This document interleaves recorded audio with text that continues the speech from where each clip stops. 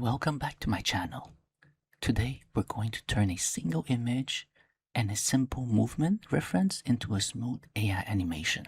Check this out. Luckily, I have a friend who gives me all the reliable and I'll accurate show you how to information do it about. with a workflow that keeps both quality and simplicity in mind.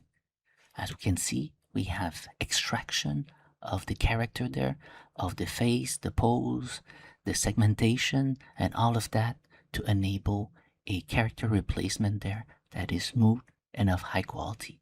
And most importantly, we can see from the community there has been a lot of interesting output being done there. So it's something that you can do too. So let's look together into our workflow there to see how this can be achieved. So this is my workflow. Now, it might seem a bit overwhelming, but really I assure you it's a very simple one.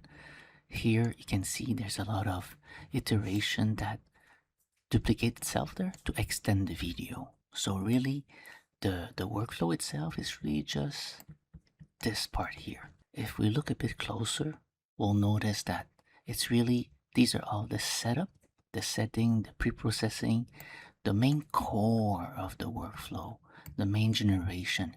It's really just this part.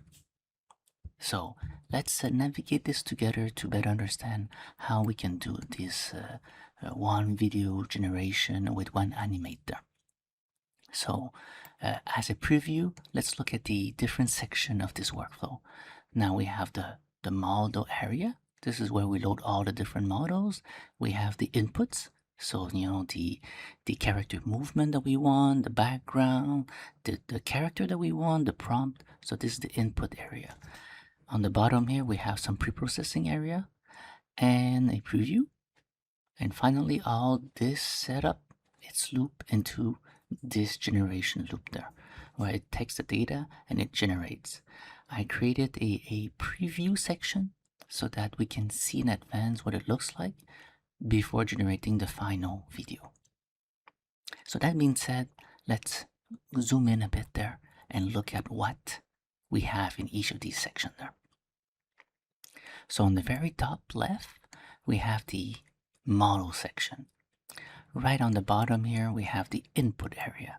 So this area is key because you want to basically tell your Wan Animate what type of movement do you want it to be doing, what is my character looking like, and potentially also if I want another background, animated background here, right? So all this can be set through this input there. Positive and negative prompt here with the different resolution, clip, steps, and so on.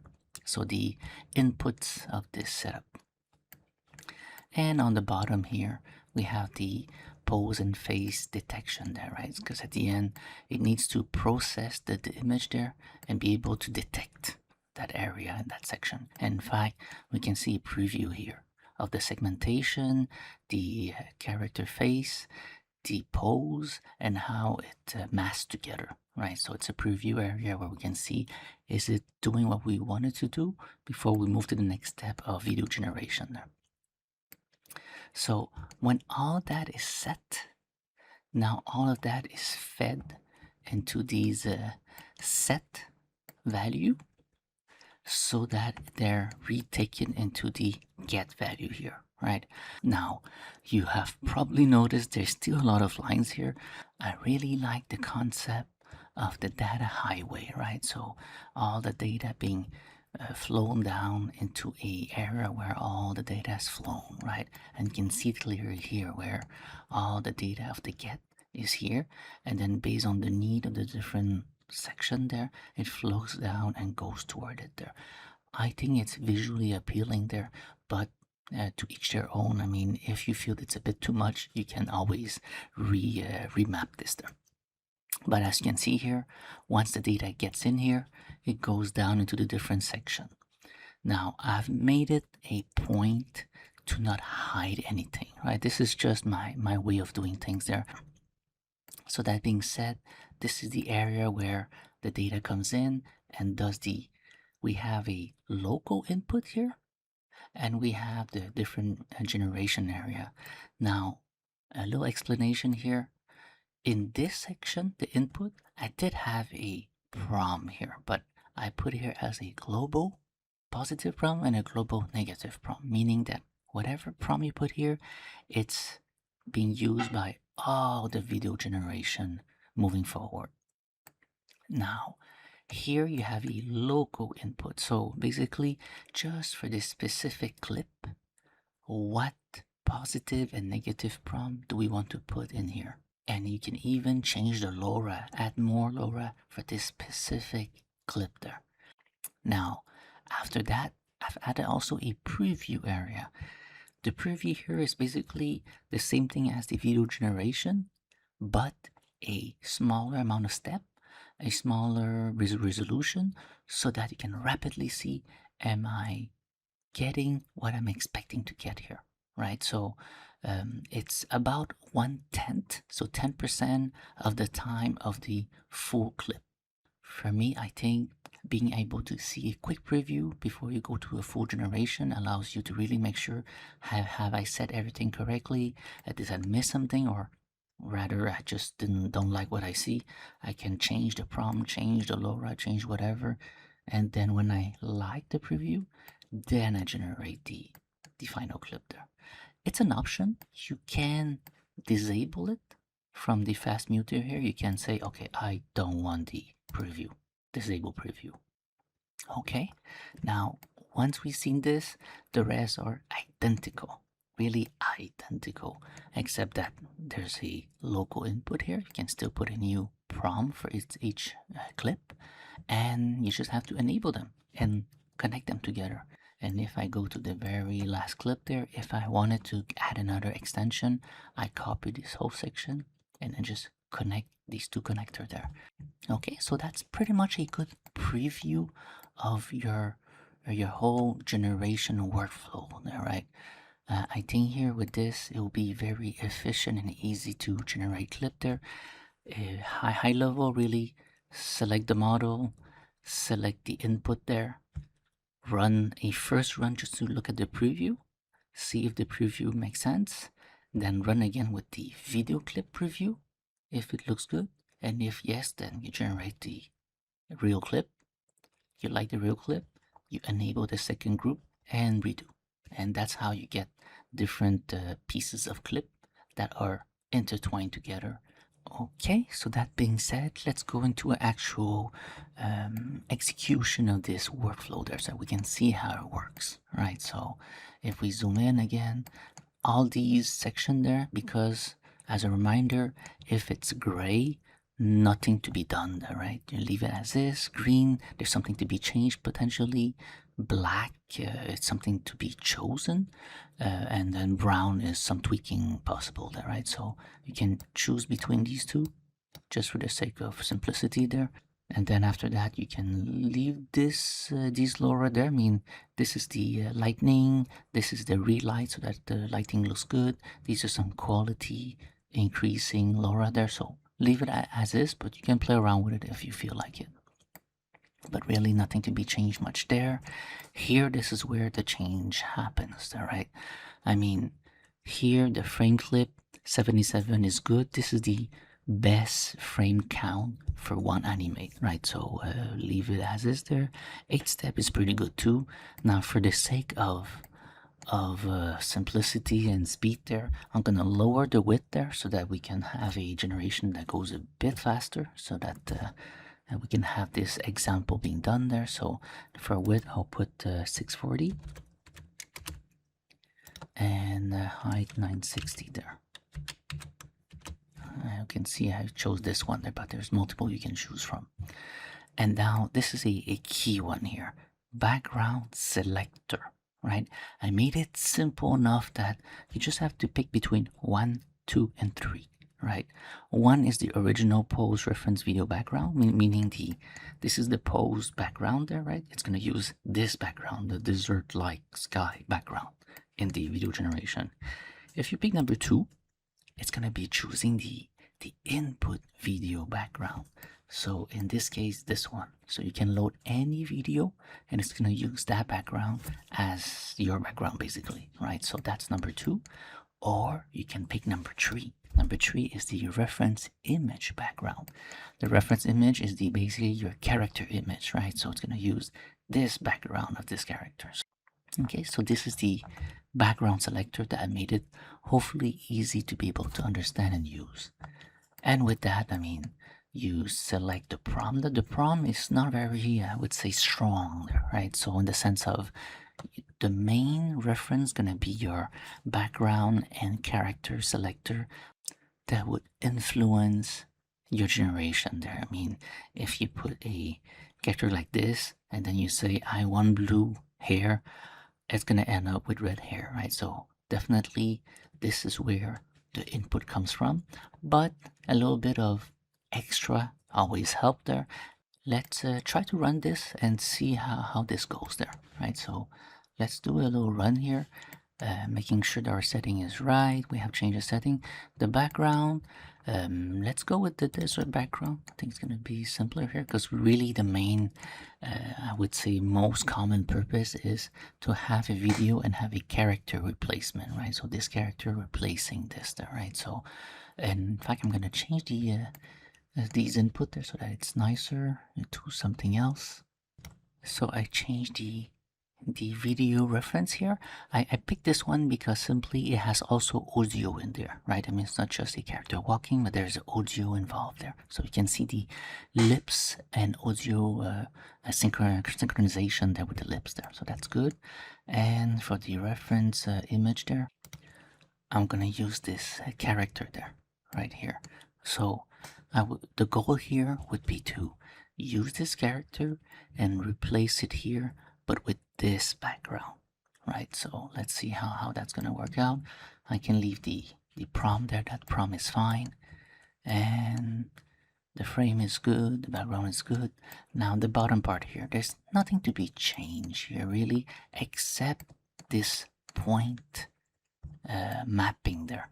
The point mapping here is really meant to be showing to the AI what is our background that is not part of our character and what is part of our character, right? You can see here the green and the white there. Right? Well, to do it first, what I usually do is I run this, but just for this preview, I don't run the whole workflow, right? So let me disable everything there. So I have a fast group muter there. I just disable everything. So all the generation is not done. It's really just meant to run this part there for the preview. And I'm gonna just play this there, this section. So really it's just this areas that's gonna be running there. I'm gonna fast forward this so we can see the result rapidly. So there we go. We have a preview of what's being done there. Now, if I zoom in here, the important point here is to make sure that the red are in the area where you don't want it to be part of the character, and the green, the positive, is where you want the character to be replaced there. So what's part of the character? I click new canvas, and we can see we want to make sure that we put the green dots in the positive area of the character. So let's say a bit of the blue shirt, a bit of the hair here, and then for the negative part there, right, you want to put it where it might be confused there. It might think that it's actually the character, but it is not. As simple as that, and then as you run this, it will make sure that it has the right segmentation. And you can see the lips movement, you can see the character pose and the segmentation being done there so that it properly generates your video. Now if we move back to the top here, now this is where the actual video generation happens, right? So let's generate the preview first, as we mentioned there. So we can see I enable the whole section. So this whole section being enabled, but then I will disable the final clip part so that we just see the preview part. So let's run this to see the preview there.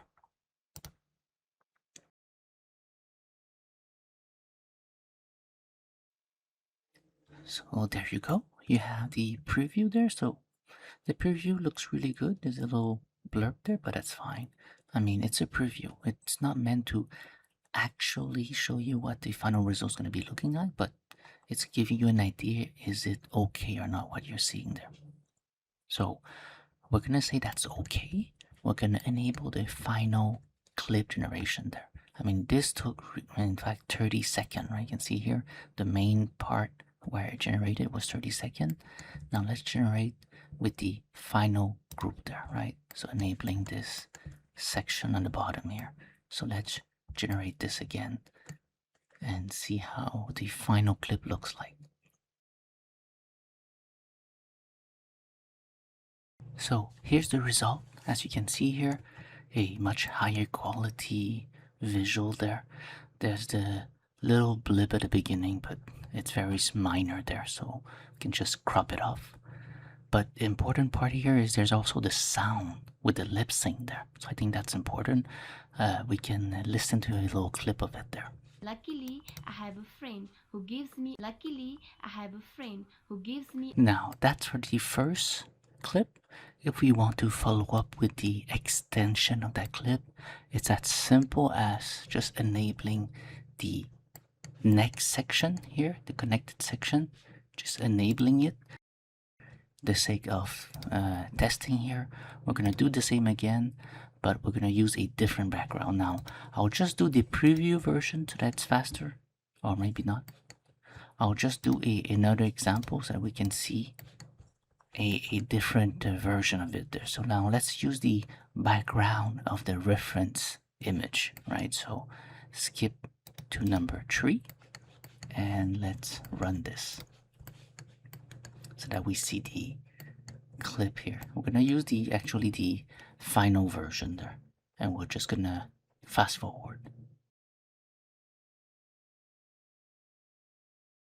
There we go.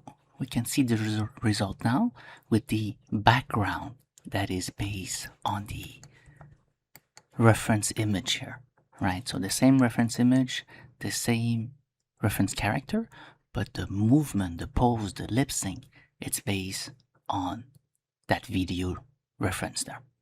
So let's do a final one there. I mean, since we have the option here, let's use the option number 2 as the background selector. So in this case, it's this background, this video background, but with this character and this pose, right? This generation pose with lip sync there. So let's run this and see the final example being done there.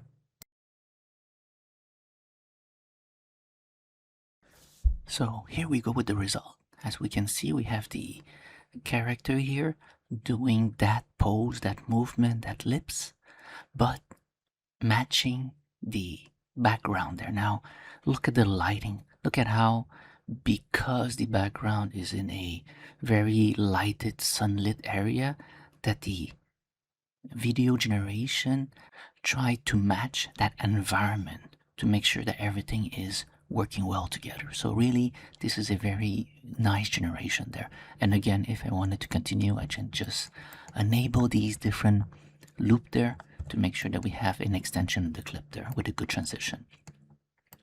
Now that's pretty much the highlight of the whole video generation there, where you have model, input, preview, pose extraction there, and then preview of the video itself, generation, and the final clip. And then you just extend them one by one. So thank you very much for having a look with me in this workflow and the Wan Animate there, and hopefully you'll be able to generate some nice video clip there. Thank you very much.